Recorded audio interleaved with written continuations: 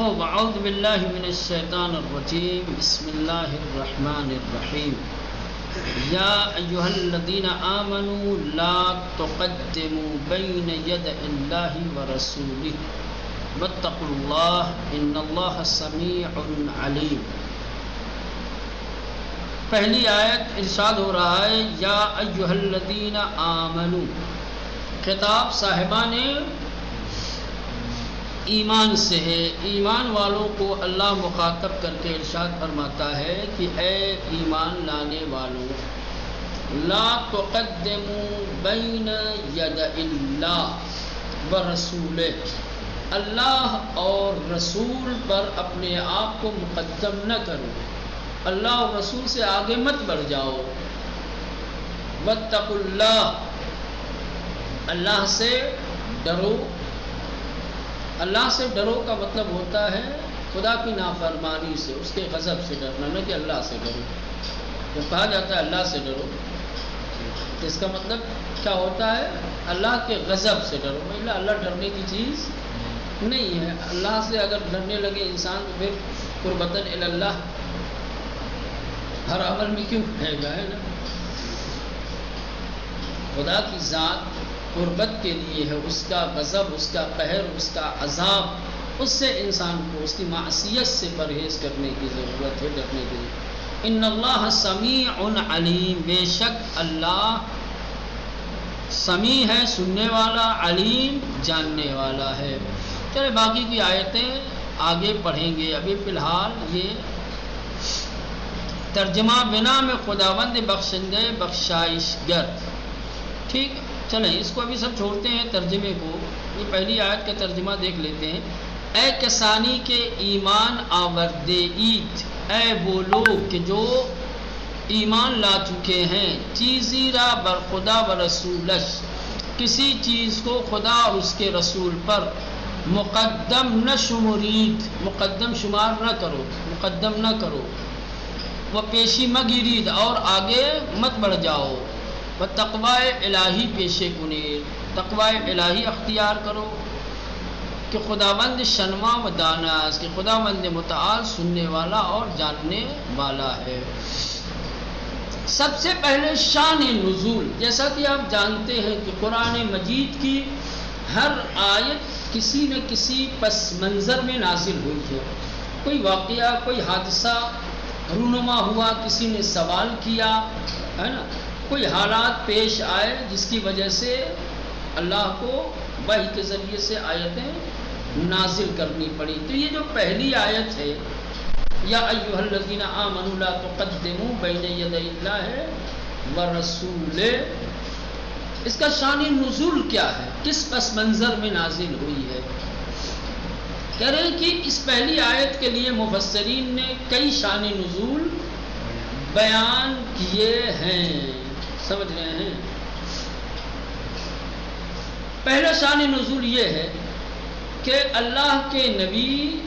خیبر کی طرف آگے بڑھ رہے تھے، خیبر کی جانب رواں دواں تھے، اور چاہتے تھے کہ آپ مدینے میں اپنی جگہ پر کسی کو ذمہ دار بنا کر کے آئیں۔ آپ خیبر کی طرف جانا چاہتے تھے، ظاہر سی بات ہے جب آپ خیبر کی طرف چلے جاتے تو مدینہ وجود پیغمبر سے خالی ہو جاتا، تو مدینے کے لوگوں کے لیے کوئی جانشین، کوئی ایسا شخص جو کار رسالت انجام دے سکے۔ تو اللہ کے نبی کو یہ فکر ہوئی کہ میں کسے نصب کروں، ٹھیک؟ تو اللہ کے رسول کسی کو نصب کرنا چاہتے تھے کہ اسی دوران خلیفہ دوم عمر آگے بڑھے، اور نبی نے جس کے بارے میں سوچا تھا، جس کو نصب کرنا چاہتے تھے، اس کے خلاف عمر نے کسی اور کو نصب کرنے کا مشورہ دیا۔ تو یہ آیت نازل ہوئی۔ جب اللہ کے نبی فیصلہ لے رہے ہیں، وہ کسی کے نصب کے بارے میں سوچ رہے ہیں، تو نبی سے آگے بڑھ رہے ہو، مشورہ دے رہے ہو کہ فلاں کو نہیں، فلاں کو نبی۔ ہاں، یہ سوء ادب ہے شان رسالت میں۔ نبی کریم کا ڈیسیزن، نبی کریم کا فیصلہ آخر ہے، حجت ہے۔ تم کون ہوتے ہو نبی کریم کے فیصلے کے خلاف فیصلہ دینے والے؟ تو بعض نے یہ کہا ہے کہ نبی کریم خیبر کی جانب جانا چاہتے تھے اور مدینے میں اپنی جگہ پر کسی کو نصب کرنا چاہتے تھے، ٹھیک؟ تو عمر نے آ کر کے کہا یا رسول اللہ، ارے وہ فلاں کو نہیں جس کو آپ چاہتے ہیں، فلاں کو نصب کرے دیے گئے۔ تو یہ آیت نازل ہوئی کہ اللہ رسول سے آگے نہ بڑھو، ٹھیک؟ بعد دوسرے مفسرین نے کہا ہے کہ مسلمانوں کا ایک گروہ، مسلمانوں کی ایک جماعت کبھی کبھی کہتی تھی کہ اگر اس طریقے کی کوئی بات ہمارے بارے میں نازل ہو جاتی تو بڑا اچھا تھا، سمجھ رہے ہیں؟ یعنی خود ہی سے آیتیں نازل ہوتی تھی، اللہ کے رسول سناتے تھے اللہ کی بات، یا خود نبی کریم ان کے لیے، ان کے حق میں کوئی فیصلہ لیتے تھے، ان کے متعلق کوئی باتیں کہتے تھے، یہ کہتے تھے نا ایسا نہیں، اگر ایسا ہوتا تو زیادہ اچھا ہوتا، ایسا ہوتا، یہ باتیں ہمارے سلسلے میں اگر نازل ہوتی تو زیادہ بہتر۔ تو یہ آیت نازل ہوئی کل مرولنے کے لیے کہ اللہ رسول نے جو فیصلہ لیا ہے تمہارے حق میں وہی بہتر ہے، تم اللہ اور نبی سے آگے نہ بڑھو۔ دیکھو شان نزول، مفسران برائے آیے نخست کہہ رہے کہ مفسرین نے پہلی آیت کے بارے میں شان نزول ہائی، بہت سارے شان نزول ذکر کردے اند بیان کیا ہے، وہ برائے آیات بعد، اور جو بعد کی آیتیں ہیں پہلی آیت کے بعد، شان نزول ہائی دیگری، دوسرے شان نزول، یعنی پہلی آیت کے شان نزول اور ہے، بعد کی آیتوں کے شان نزول دوسرے ہیں۔ از جملے شان نزول ہائی کی برائے آئے نخست ذکر کردے اند، کہنے پہلی آیت کے لیے جو شان نزول ذکر کیے گئے ہیں ان میں سے ایک شان نزول اینس یہ ہے کیا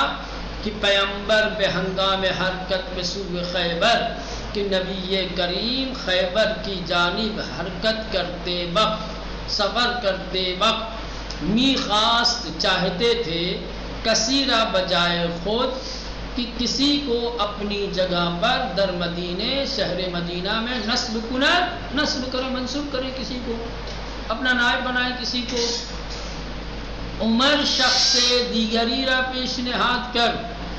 تو عمر نے آ کر کسی دوسرے شخص کے سلسلے میں مشورہ دیا، پیشنہاد کر دیا نہیں، مشورہ دیا، کہا کہ نا آپ جسے نصب کرنا چاہتے ہیں اسے چھوڑیے، وہ لائق نہیں ہے،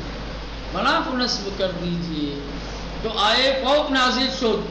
تو یہ پہلی والی آیت نازل ہوئی، یا ایھا الذین آمنوا، مومن ہو چکے ہو تو لا تقدموا بین ایدیہم، ہے نا، بین ید اللہ و رسولہ، دستور دار۔ تو اللہ نے آیتیں نازل کر کے یہ حکم دیا کہ تم خدا اور پیغمبر سے آگے نہ بڑھو، جن کے نصب کا ارادہ کر لیا انہیں نصب کرنے دو، اللہ اور رسول بہتر جانتے ہیں کہ کون مناسب ہے، اور تم اللہ اور رسول سے آگے بڑھنا چاہتے ہو۔ بعضی دیگر گفتیں انگ، کچھ دوسرے مفسرین کا خیال ہے، کچھ دوسرے مفسرین نے کہا ہے کہ جمعی از مسلمانان، کہ کچھ مسلمان، جمعی از مسلمانان یعنی کچھ مسلمان، مسلمانوں کی ایک جماعت، مسلمانوں کا ایک گروہ، گاہ گاہ کبھی کبھی می گفتند کہتے تھے کیا کہ اگر چنین مطلبی در مارے ما نازل میں شد، اگر اس طریقے کی باتیں ہمارے بارے میں نازل ہو جاتی، اگر اس طریقے کے مطالب ہمارے سلسلے میں خدا کی طرف سے بھیجے جاتے بہتر بود تو اچھا ہوتا۔ تو آئے فوق نازل گشت، تو پہلی آیت نازل ہوئی، وگفت، اور کہا گیا کہ نہ تم اللہ اور اس کے رسول سے آگے نہ بڑھو، اللہ اور رسول تمہارے بارے میں جو باتیں کہہ رہے ہیں وہی بہتر ہے، اور اس سے بہتر بات نہیں ہو سکتی، تم ان سے آگے بڑھ کر کے اپنے لیے بہتری کا تصور کر رہے ہو۔ تو یہ دو شان نزول ہو گئے، ٹھیک۔ بعضی دیگر گفتے اند، بعض دوسرے مفسرین نے کہا ہے کہ آئے اشارے بے اعمال بازی از مسلمان ہاست کی پارئی از مراسم عبادت خود را پیش از موقع انجام دادن و آئے فوق نازل شد۔ یہ تیسرا شان نزول جس کو بعض مفسرین نے ذکر کیا ہے وہ یہ ہے کہ بعض مسلمان ایسے تھے جو اپنے عبادی مراسم کو وقت سے پہلے انجام دیتے تھے۔ عبادت کا وقت نہیں ہوتا تھا، عبادت کے لیے کھڑے ہو جاتے تھے۔ اسلام میں عبادتوں کا وقت معین کیا گیا ہے اور عبادتوں کا وقت اللہ اور رسول نے معین کیا ہے۔ اگر کوئی صاحب ایمان اللہ اور رسول کے بتائے ہوئے وقت سے پہلے عبادت کے لیے کھڑا ہو جائے، مراسم عبادت انجام دینے لگے، تو گویا یہ حکم خدا اور رسول سے آگے بڑھنا ہے۔ تو یہ تیسرا شان نزول ہے۔ کہتے ہیں کہ یہ آیت اشارہ کر رہی ہے مسلمانوں کے بعض مسلمانوں کے ان اعمال کی طرف کہ جو کبھی کبھی اپنے عبادی مراسم کو وقت سے پہلے انجام دے دیتے تھے۔ تو یہ آیت کریمہ نازل ہوئی اور انہیں منع کیا گیا، روکا گیا کہ وقت سے پہلے عبادتیں انجام نہ دیا کرو۔ اللہ اور رسول نے تمہیں وقت بتایا ہے، حکم دیا ہے کہ تمہیں عبادتیں کب انجام دینی ہے، تم اللہ اور رسول سے آگے نہ بڑھو۔ بعضی دیگر گفتیان، بعض دوسرے مفسرین نے کہا ہے کہ آئے اشارے بے کہ آیت کا اشارہ بے اعمال بعضی از مسلمان ہاس، بعض مسلمانوں کے اعمال کی طرف ہے۔ مسلمانوں کے بعض اعمال کی طرف آیت اشارہ کرتی ہے کہ پارئی از مراسم عبادات خدرا، کہ جو اپنی عبادتوں کے کچھ مراسم کو، پارئی یعنی کچھ، کہ اپنی کچھ عبادی مراسم کو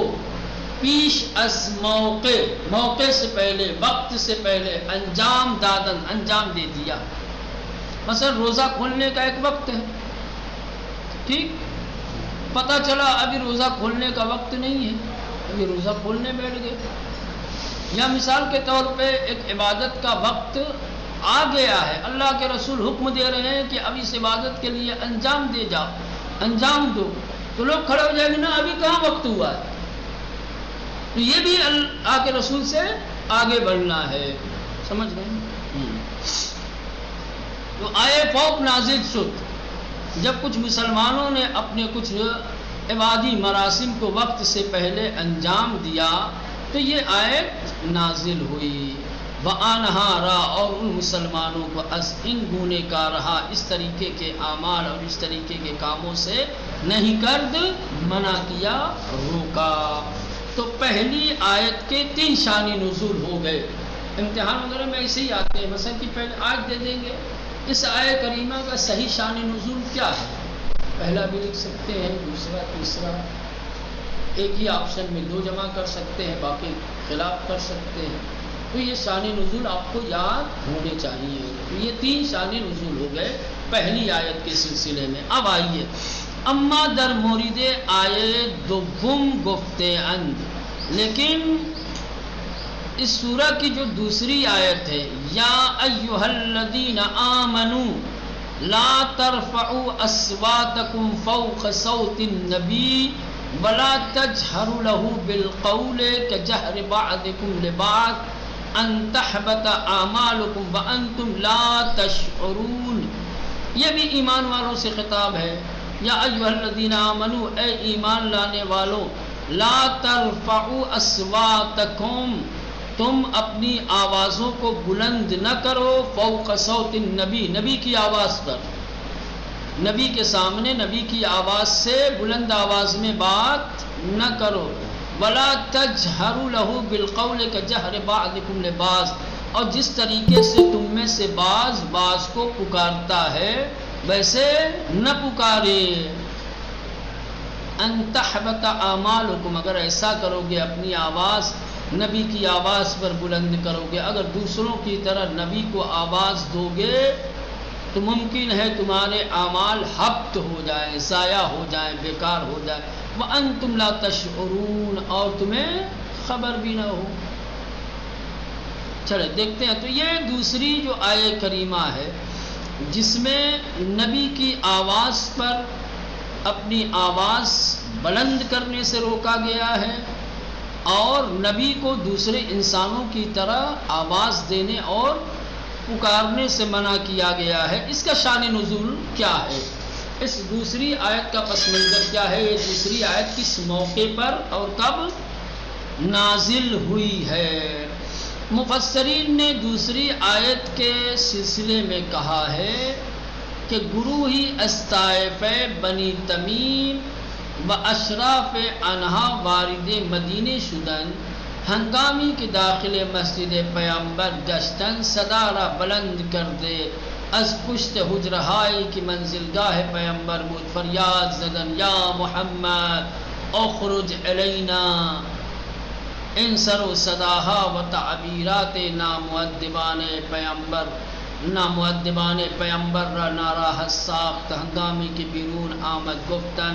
آمدیم تا باتو مفاخرے کنیم، اجازت دیتا شاعر و خطیب ما افتخارات قبیل بنی تمیم را باز گو کند،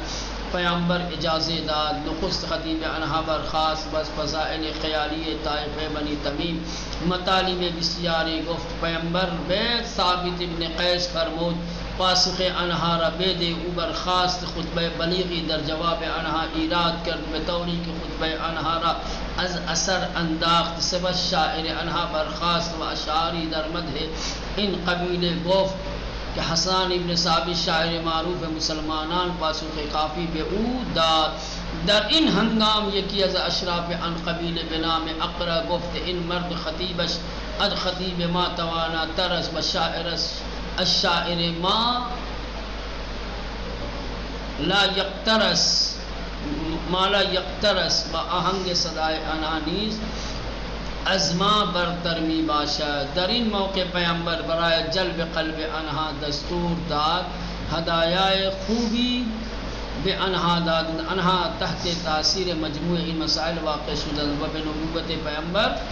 اعتراف کردن، آیات مورد بحث نازل بے سر و صدای انہا در پشت خانہ پیامبر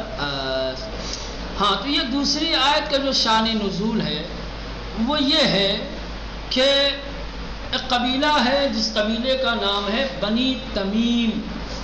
قبیلے بنی تمیم کے کچھ سردار، کچھ ثروت مند، کچھ مالدار، کچھ صاحبان نفوس، بڑی شخصیتیں مدینہ آئیں۔ مدینہ پہنچنے کے بعد جب مسجد نبوی میں داخل ہوئے تو مسجد نبوی میں پہنچ کر کے اپنی آواز ان لوگوں نے بلند کر دی۔ اب جانتے ہیں کہ یہ مسجد تھی اور مسجد سے ملے ہوئے نبی کریم کے حجرے تھے، جس حجرے میں اللہ کے رسول رہتے تھے۔ یہ صحن مسجد میں آنے کے بعد کہ جس سے نبی کریم کا حجرہ قریب تھا، نبی کریم حجرے کے اندر تھے، یہ صحن مسجد سے ہی آواز لگانے لگے، یا محمد اخرج، محمد باہر آؤ۔ سمجھ رہے ہیں کیا ہوا؟ بنی تمیم کے کچھ اشراف کہا جاتا ہے بزرگ لوگ مدینے آئے اور مسجد نبوی میں پہنچ کر کے نبی کریم کو ان کے حجرے سے کیا ہے آواز دینے لگے۔ نبی کریم حجرے کے اندر تھے اور یہ مسجد کے اندر سے آواز بلند کرنے لگے، یا محمد باہر آؤ، باہر آؤ۔ اب یہ وہ انداز تھا کہ جو انداز مؤدبانہ نہیں تھا، ان کا یہ طریقہ، ان کا یہ آواز دینا کیا ہے غیر مؤدبانہ تھا،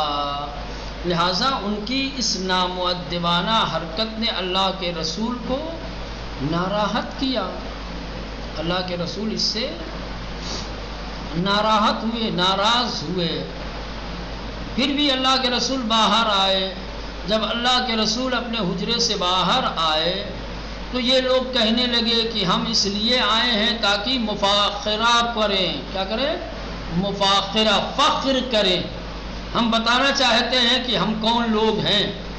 ہم بتانا چاہتے ہیں کہ ہمارا تعلق کس قوم قبیلے سے ہے، ہمارے افتخارات کیا ہیں، ہمارے امتیازات کیا ہیں. لہذا لوگوں نے کہا کہ یا رسول اللہ ہمیں اجازت دے تاکہ ہم اپنے شاعر کو، اپنے خطیب کو اجازت دیں کہ وہ منبر پر جا کر کے ہمارے افتخارات کو، ہمارے امتیازات کو، ہماری خوبیوں کو بیان کرے. اللہ کے رسول نے کہا کہ ٹھیک ہے بھائی، مفاخرہ کرنا چاہتے ہو اپنے شاعروں اور اپنے خطیبوں کی زبان سے، اپنے فضائل بیان کروانا چاہتے ہو، اپنے امتیازات، خصوصیات بیان کروانا چاہتے ہو، ٹھیک ہو بھیجو. تو بنی تمیم کا خطیب کیا ہے، منبر کے اوپر گیا اور بنی تمیم کے جو خیالی فضائل تھے، حقیقی نہیں کیا، ہاں، بنی تمیم کے خیالی فضائل اور ان کے اوصاف و کمالات بیان کرنے لگا. بہت کچھ کہا بنی تمیم کے فضائل میں، خطیب نے بہت کچھ کہا. جب اس کی بات تمام ہو گئی تو اللہ کے نبی نے ثابت ابن قیس سے فرمایا کہ اب تم منبر پر جاؤ اور بنی تمیم کے خطیب نے جو کچھ کہا ہے اس کا جواب دو.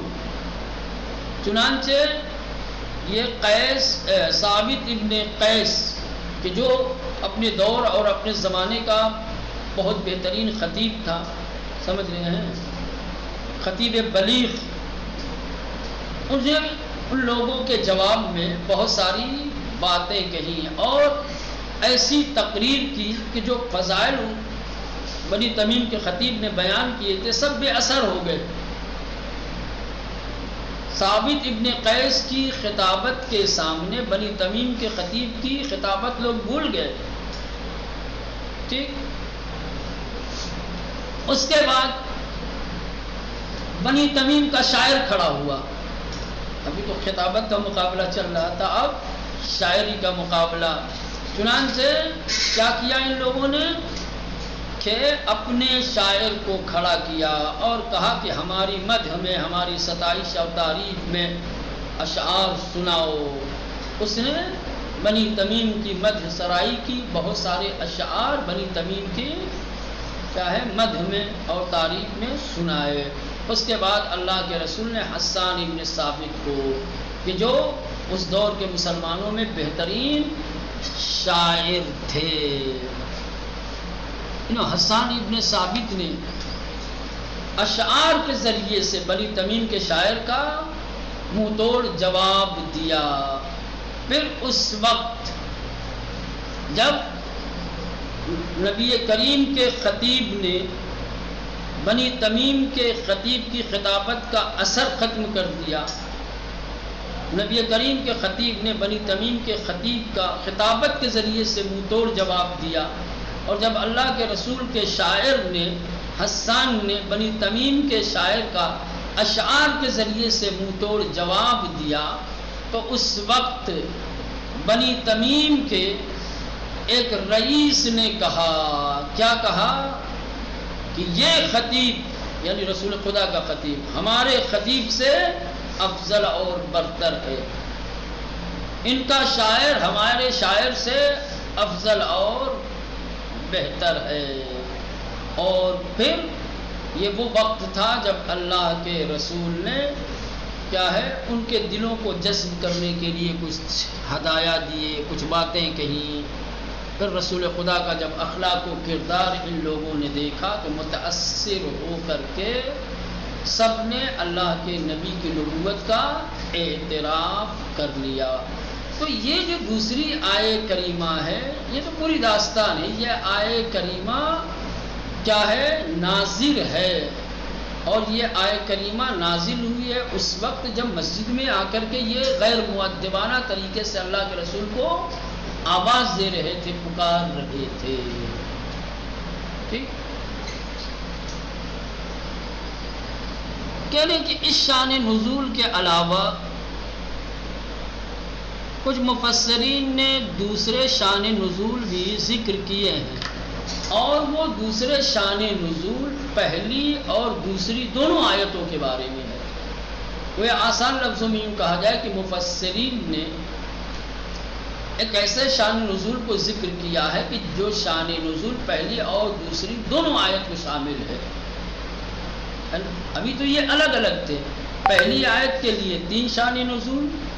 دوسری آیت کے لیے ایک مستقل شان نزول۔ اب مفسرین نے ایک ایسا شان نزول بیان کیا ہے کہ جو دونوں آیتوں کے سلسلے میں ہے، پہلی آیت اور یعنی ان کا شان نزول مشترک، یعنی ایک ایسا واقعہ، ایسا حادثہ کہ جس کے بعد اس سورہ کی دونوں آیتیں نازل ہوئی ہیں۔ ٹھیک ہے، چلیں ترجمہ کر دیں۔ بعضی دیگر گفتیان، اچھا ہاں، اما در مورد آیت دوم گفتیان،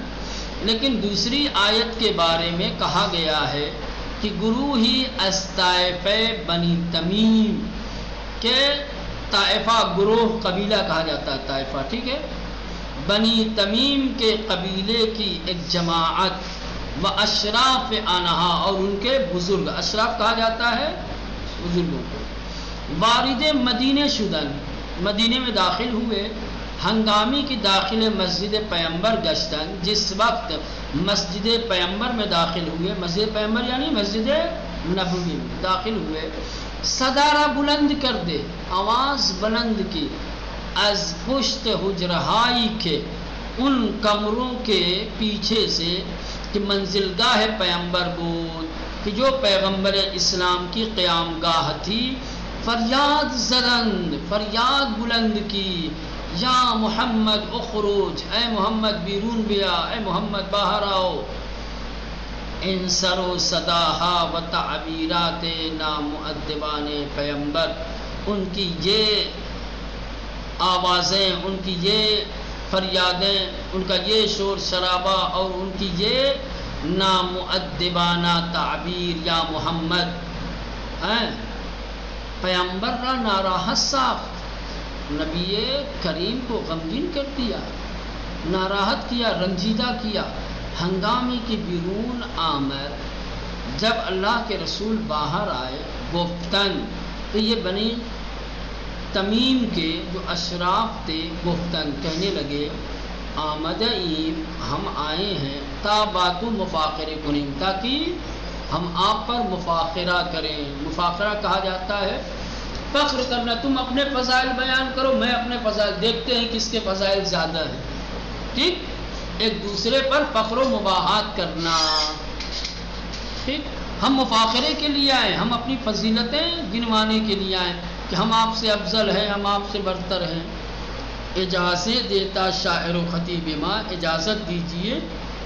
تاکہ ہمارا شاعر اور ہمارا خطیب افتخارات قبیلے بنی تمیم را، بنی تمیم کے افتخارات کو، بنی تمیم کے امتیازات کو، فضائل کو بازگو کنن، بیان کرے، بازگو کردن یعنی بیان کرنا، ذکر کرنا۔